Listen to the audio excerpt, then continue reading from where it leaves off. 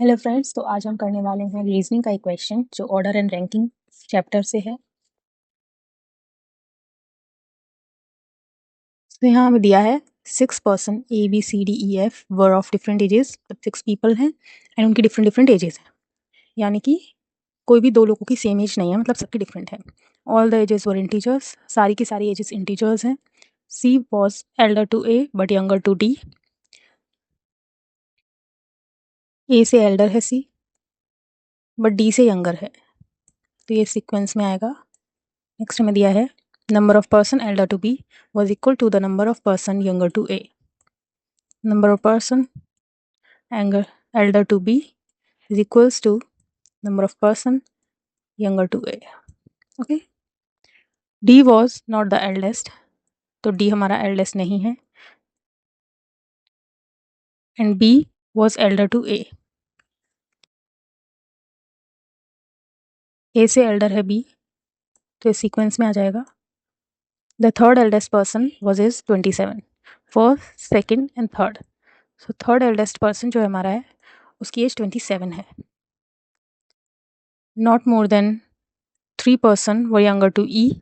E से younger 3 person से ज़्यादा नहीं होने चाहिए, मतलब 1, 2, 3 हो सकते हैं, तो E हमारा इनमें से कहीं आएगा,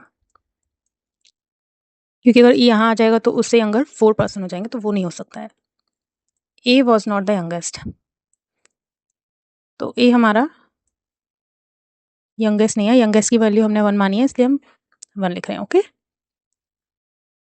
तो अगर हम देखें तो D हमारा यहाँ नहीं आ सकता, मतलब D हमारा यहाँ आएगा,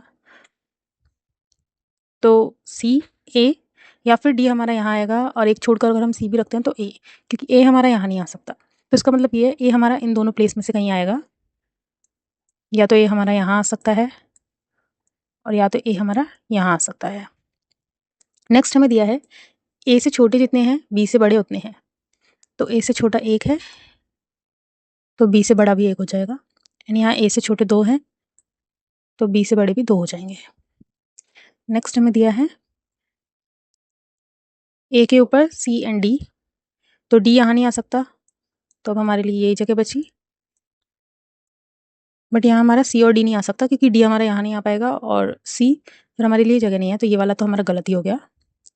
एंड देन हमें दिया है कि E इन 4 में से किसी जगह आएगा, तो E हमारा यहाँ आ जाएगा।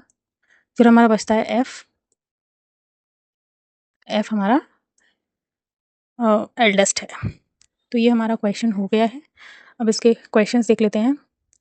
विच of the following can the age of F की एज क्या हो सकती है?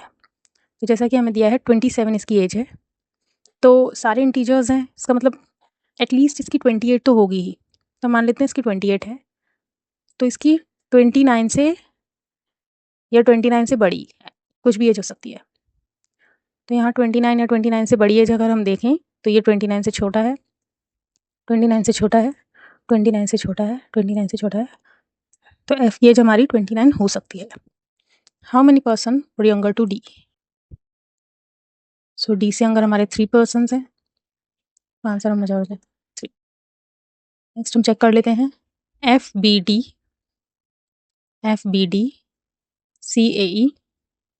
CAE, तो हमारा आंसर बिल्कुल सही है। हमारा आंसर नंबर 1 है 29, आंसर नंबर 2 है 3। होप आपको ये समझ आया होगा। Like share and subscribe. Thank you.